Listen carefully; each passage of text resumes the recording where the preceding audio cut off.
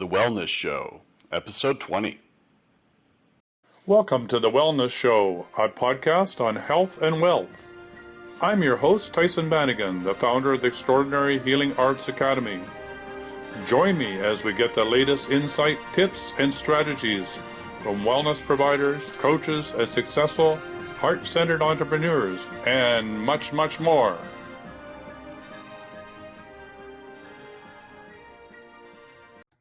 Welcome to the Wellness Show, and I'm very excited today to have Cindy Sheridan Murphy with me today, who's a cancer survivor herself and wants to make it really abundantly clear that there is life after a diagnosis of cancer. So I'm excited about this because I know this is a crisis in many people's lives, but this is time. This is the big time that you can make some fundamental changes in your life.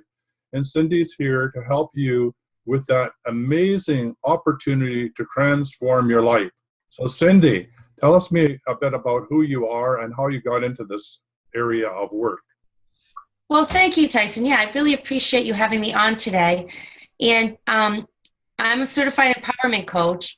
And what that means is, years ago, I've been a sports coach, a mom. I was, always working for other avenues, and a dental hygienist. And I went back because I always wanted to help people more. And I really focused on working with weight management and helping athletes improve their status. Then after having my cancer diagnosis, I really realized that there's so much more things that are appealing after a cancer diagnosis that we don't really realize when we're going through it. Can we back up for one? Wasn't that a bit of a shocker? I mean, here you are, a healthy person, you're a coach, you're a trainer, you're helping people get in the zone and be the best they can be, and all of a sudden, bang, out of the blue, you're diagnosed with cancer. What was that like? It was a shock because I was a triathlete, I was a runner, I was a weight management coach. So, so many times I hear cancer is like what we eat, what we do, and bang, I still got it. I couldn't outrun it. I couldn't outswim it. I couldn't outbike it. It got me. Wow. So it was really a shock. Yeah, most people think that like you said, that it has to do with the things that you eat and the way you manage your life and that you're not doing it right. But in your case, you were doing everything right. I really realized that, there must have been something missing. And that's where, cancer doesn't discriminate, but it's also what I really learned that was very important that I try to really work with other people on is it doesn't define us. It just makes us that much stronger. It's almost like another thing on your resume. So it's not a judgment. It's not something that is hereditary. Some can be, but a lot of times it's like, here's the luck of the draw and you got it. So did you, in your deep dive, looking inside, looking at what might be, did you come across any unresolved issues like around trauma or any pain points or areas that you hadn't processed in your body? Did you discover any of that? I think I really did. I really started to really find things that I could do to help myself feel more fulfilled through the days. Okay. I took a lot more spiritual, is really paying attention. You know how that alarm clock goes off at 5:30 in the morning? I was one that hit the alarm clock and here I go. So were you a stress bunny? Were you a stress bunny? Excuse me? Were you a stress bunny? Oh, I was totally. Yeah. Totally. For years I was a single mom with 2 kids, great kids. And, but, it's just like that. You've got to do everything perfect, you know, and, you really kind of learn that there's no perfect. Right. So maybe that has something to do with it. And maybe you just stressed yourself right out to the max. Wow. And you know what? I really worked with a health coach myself to get help, and seeing that we worked on 10-step guides to nourish yourself, because I don't think I was nourishing myself in all the ways that we really need to, besides just food and water. Right. Yeah, wellness has more to do with just the food and water that you drink. It has to do with a holistic approach, doesn't it? And that's really what you're helping your clients discover as well.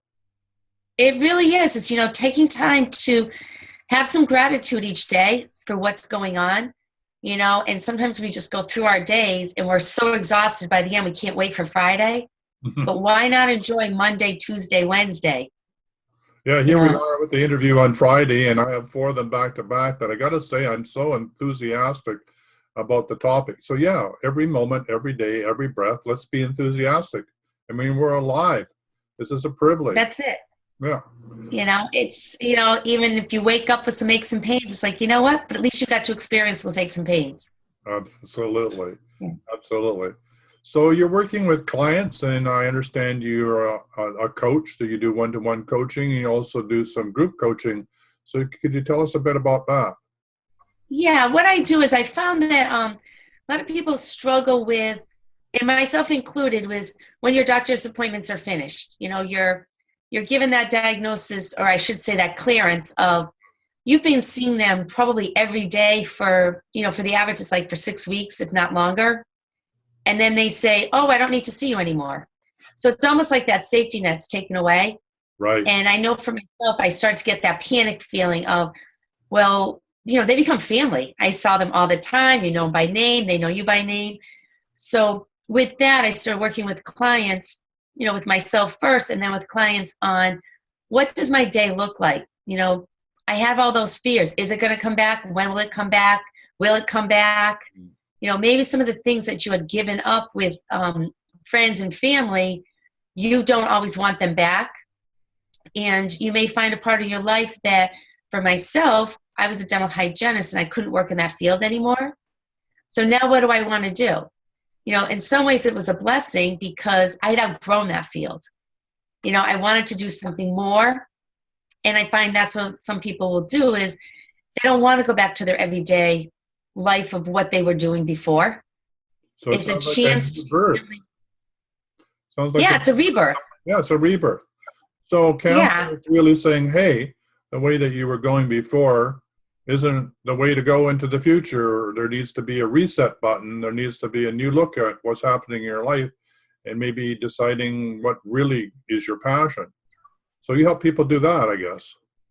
And I guess that's exactly what it is finding out what their passion is. And if they love their job, I'm not going to tell someone not to leave their job. They love what they're doing. Well, what else could you find passion in? For myself, being an athlete was I wanted to, still do things. So I joined what they called the dragon boats. I don't know if you've ever heard of them. Absolutely. We have dragon boats on the lake here, or Lake Shuswap. There's a whole bunch of them.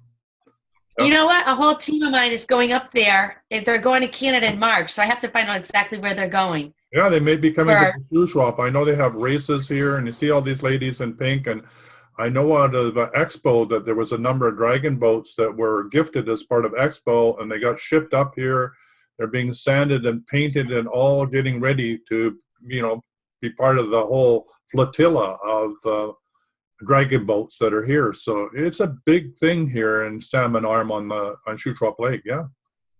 It's just so exciting. So, it can be something as extensive of like, just finding some value and changing things a little different. Yeah. Or it could be one client I, worked with was just going to the beach and finding sea glass after her chemo treatment. Wow, just having something to look forward to. Yeah. Did she make anything with the sea glass? It can be really quite beautiful. It really could be. I'm going to have to ask her because right now she's just collecting, and she sent me pictures and she had so many different bundles of sea glass. It's almost like the universe was just pouring it on her. That's right. Once you start looking for it, it starts showing up. Yeah. So, it can be as simple as that. It's just seeing what's a little bit more value that I was missing before. Maybe you walked the beach for years and years and you never paid attention. Right. Wow. So what does an average session with a client, what sort of things do you talk about? Is it just their day-to-day, or do you help them create a wellness plan, or what sort of things do you talk about? What we do is, thank you. What we do is we work on a wellness plan of basically is where you are today, and in the 6 weeks is where you're going, what you would like to be. Mm-hmm. And I call that vision. So we work on 4 topics is basically being vulnerable, being able to ask for help, delegate.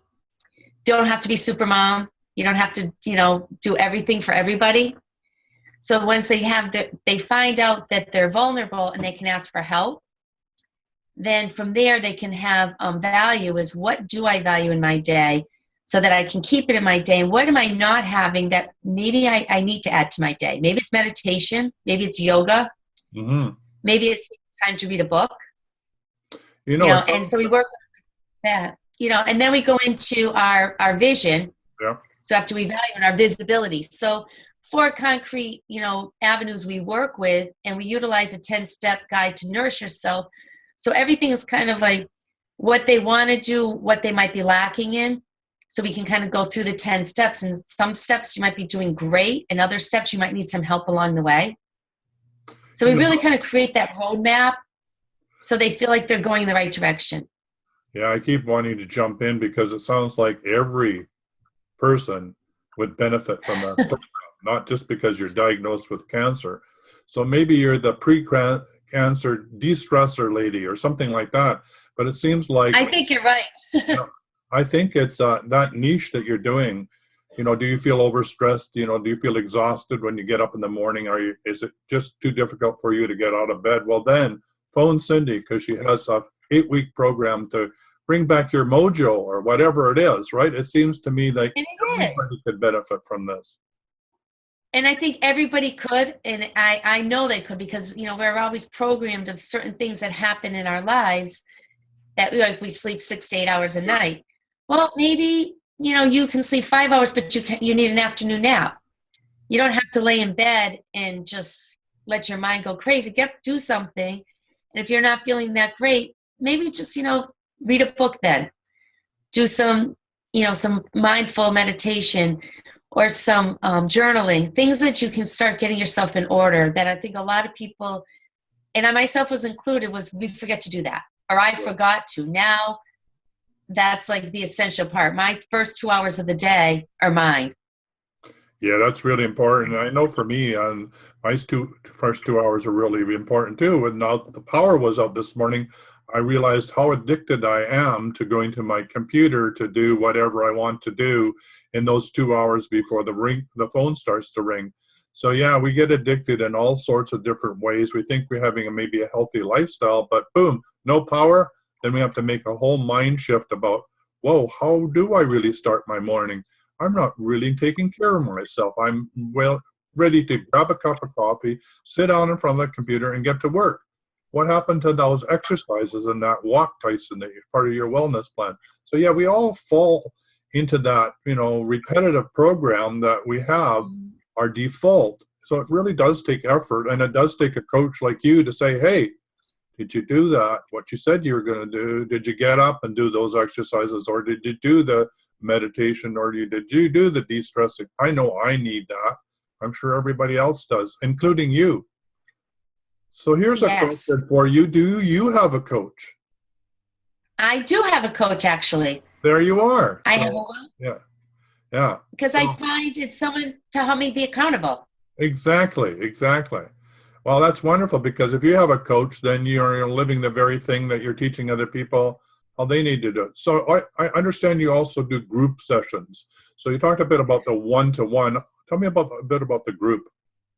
Well, the group is, I really like the groups because I find that they have the dynamics of, you feel like you're not alone. Yeah. So sometimes what happens is when we get it, we feel like, oh my gosh, for someone who's going through it, like they're the first person, or they could feel like they're just a number. Right. So with being a group, people can interact with each other. And what I also do is I have a private Facebook group that, I allow people to put their questions and their comments in, because it's a safe zone, because it's not out there to the public. Yeah, and these people that are, it's a safe place that if someone wants to put something in, like, not having a good day, there's somebody to respond, because there's always somebody on at some point of the day.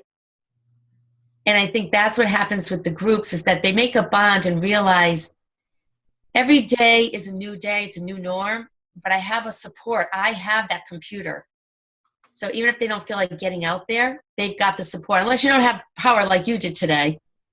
Yeah, every day is a new day is a new norm. That's a good one. Every day is a new day is a new norm. So we sort of reset the button and start all over, because it's a new day. It's a new day of this. Yeah, I like that. Because sometimes maybe you didn't feel good yesterday, and you stayed in bed, or you ate too much, you drank too much, but it's a new day, so let's start over. Right. Like, okay, that's gone. What can you do today to reach some of those goals that, you wanted to achieve yesterday, but Yeah. it's okay. So how long does your group sessions go for? Is there a beginning, a middle, and an end, or do people stay on? I'm assuming the Facebook is Usually, all the way the through. the Facebook I keep open, and the groups usually go for 3 months. We usually get on the phone. We work for about an hour or two, and we kind of lay out everyone's plan. So everyone's on their computer, and they're doing their own plan as I'm explaining some of the lessons, so that they're not seeing each other's lesson plan. But it makes it more affordable for people, and they like the group. So usually the first month, what we'll do is we kind of go through the topic, and then each week I will reach out and have just an accountability call to kind of touch base with the people of who's, how are you doing? And anybody that's in my groups, private clients or group clients are able to call into it. Well, that So, sounds interesting. it makes it so that they always have something to look forward to. So does that mean you've created an individual wellness plan for every client, even if they're in the group program, that they have their own accountability? Is that correct? Yeah, so even though they're in the group, they're just doing it with a group rather than just me one-on-one going through each step with them. Right, right. So doing the group, they're doing a little bit more on their own, but they're having the guidance and they're having the accountability and the support. So do you have the one-to-one clients? Do they also get an opportunity to join the group? They join the Facebook group so they can come into the weekly calls. Yeah. So my one-to-one clients, because I'm doing it with the group, they don't usually come into the group because the one-to-one clients, like the woman I'm working with now, is about 6 hours away. So it's all by phone. Right, right. So So when we work, most of the group ones are in person. Is that what you're saying? no, I No, do okay. either in person or I do them mostly on the computer, just like us talking now. Right, okay. Yeah, that seems to So be the the group best way to is, do it. Yeah, we can do it from, when I do one-on-one, I like to either Skype or do Zoom so that I can, we can talk back and forth. right. And I don't want anyone to ever feel like they're just being talked to. No, nobody So likes I that. like the interaction. Yeah, it gets boring, Yeah, And a lot of times cancer survivors, and even going through the cancer, you feel very alone. So it's nice to see people and feel connected. so what would be the main tips that you would like people to know about when they've been diagnosed with cancer? I mean, you go back to that moment for you, it was a real shocker. So you've been through it and you're a survivor. What advice would you give for somebody that's just had a diagnosis? Ask for help. All right. Ask for help. Ask for questions. Seek out. I think almost immediately, I formed some good friends. I let know, that I was diagnosed, and we formed what we called the 5 o'clock club. Mm-hmm. And it's kind of comical as when I think back about it, it was just, they asked me what I needed, and I really didn't know what I needed.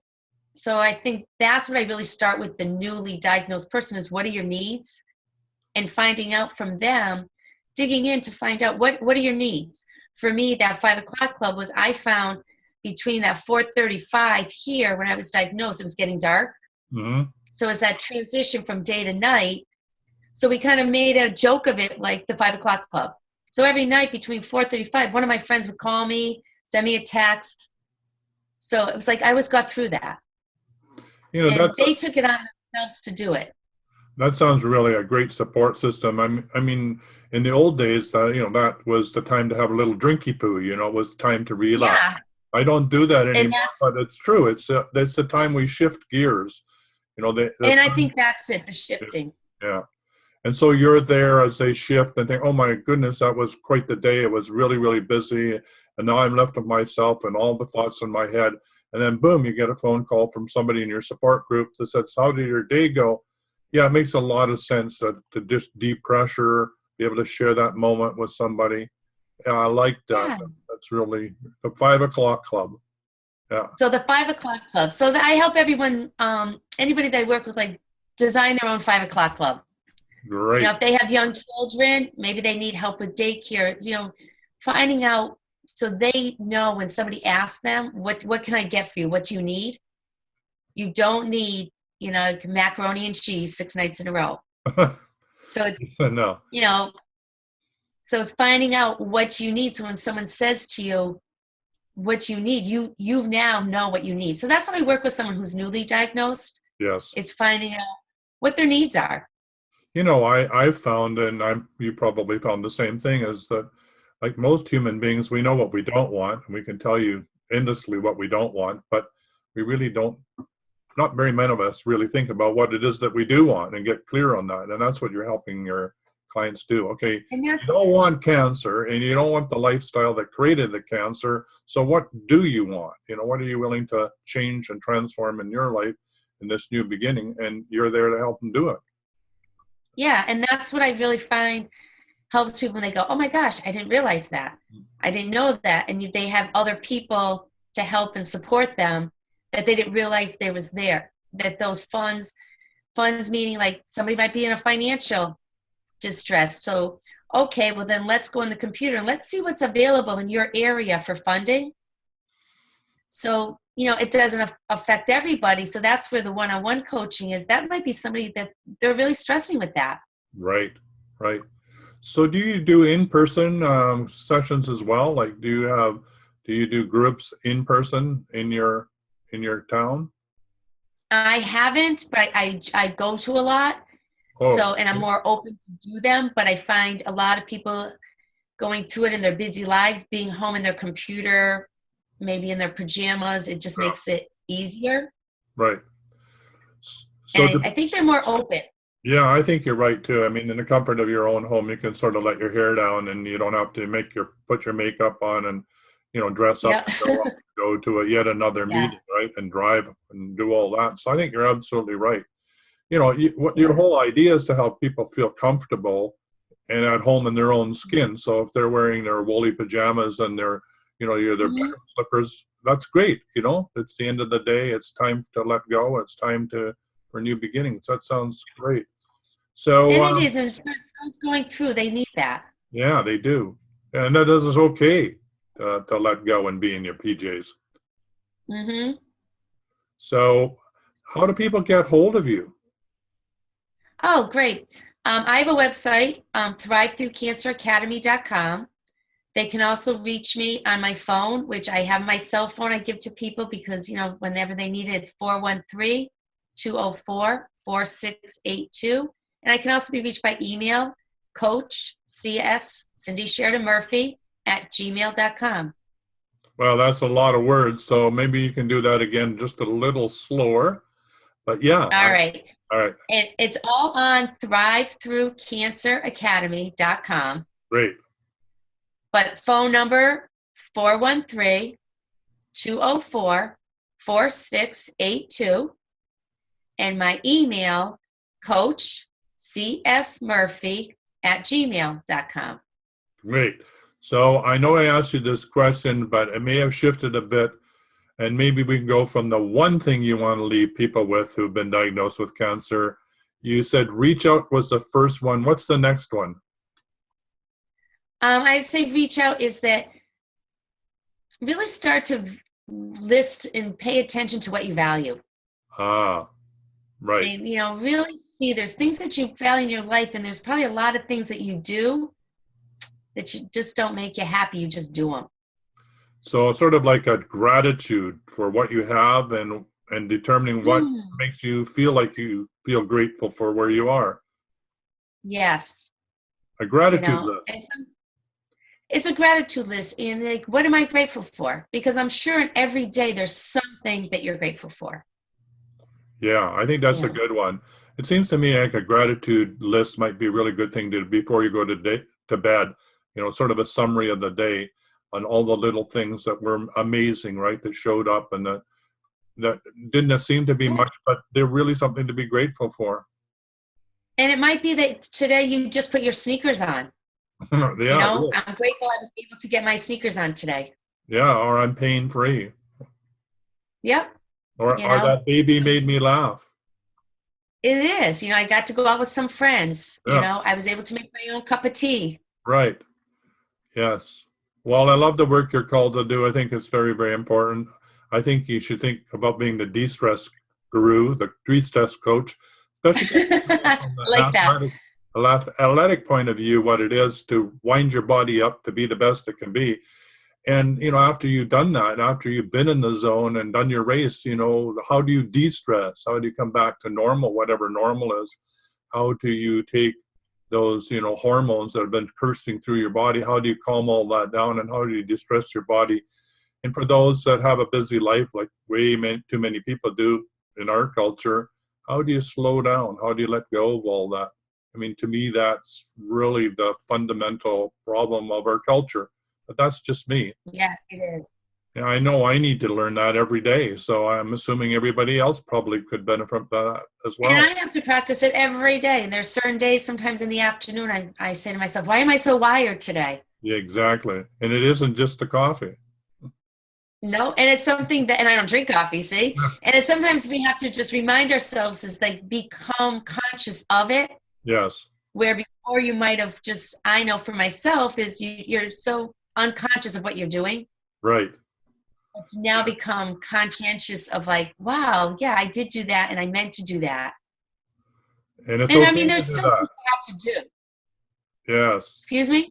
And it's okay to do Yeah. that. It is. And sometimes it's like, all right, there are certain things you still have to do. Yeah. I still have to do the laundry, Right. but it's like, I'm not going to say life is great. We don't have to do anything anymore. We still have to, but you look at it a little different. It's like, it's okay. I'm getting this done now, so I don't have to do it on Saturday. Right. So a joyful life is what we're asking everybody to move towards. Yeah, get out of your stress, get in your heart, find some joy in your life, have some gratitude, and it's all being more aware that what a fortunate experience it is to be in a body and have a lifetime to enjoy. And, I think that's my motto is like, don't just survive, but thrive. Yeah, say that again. I love that. Don't just survive, but thrive. Well, thank you ever so much. It was a pleasure to have you on the show. Let me know when you write that world famous book on de-stressing. I'll have you back. I'm going to get that out. You got it. Okay. It was a pleasure. Take care. Bye-bye. Thank you so much. You're most Bye-bye. welcome. Bye-bye. For quality online wellness products, courses, and services, visit our sponsors, thewellnessstore.ca and the Extraordinary Healing Arts Academy located at thewellnessacademy.ca. To stay in touch, visit us at thewellnessshow.ca. And until next time, be healthy, wealthy, and wise.